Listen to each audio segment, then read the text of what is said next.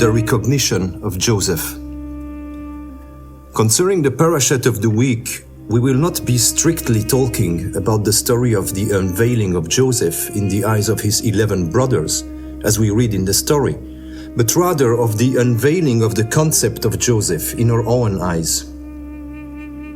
For indeed, when the news tightens around us, when the world rejects us, when problems surface even within our communities, where conflicts and injustices are not uncommon, we often tend to identify ourselves with Joseph. Because it is good to read that there was someone who had suffered similar harms, someone who was pushed into the pit by his own brothers, as we are sometimes ourselves. Our identification with Joseph is, however, often illegitimate and dangerous. In last week's parasha teaching, we were talking about Joseph as the prefiguration of the Messiah. In addition, among the prefigurations of the Messiah, Joseph was the purest and the closest of the holiness of Yeshua. Joseph was one of the most devoid of all kind of human instincts.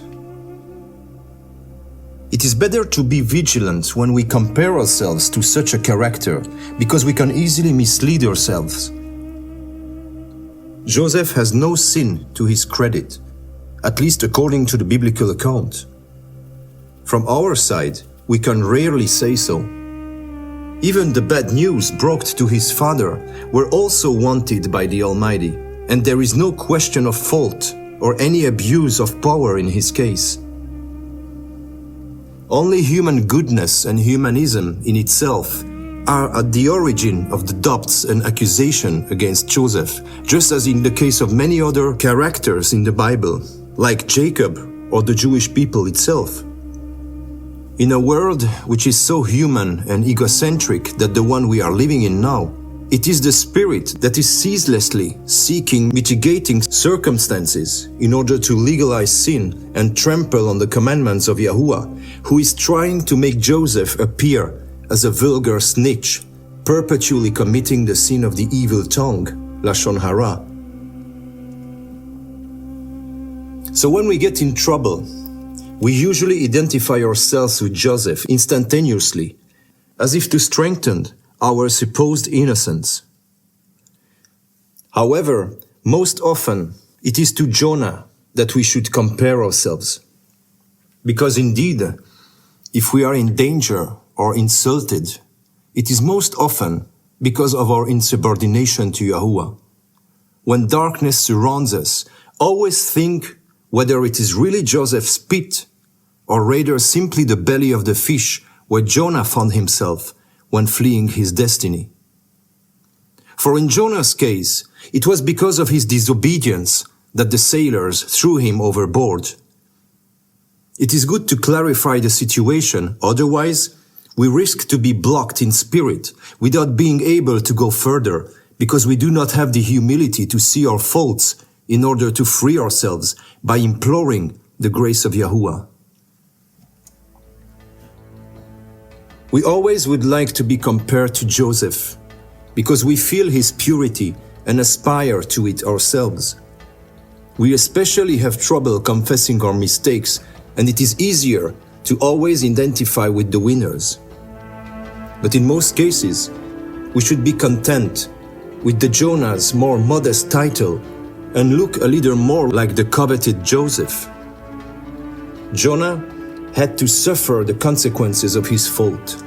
He was truly a man of Yahuwah, a great prophet, one of the leading characters in the Bible.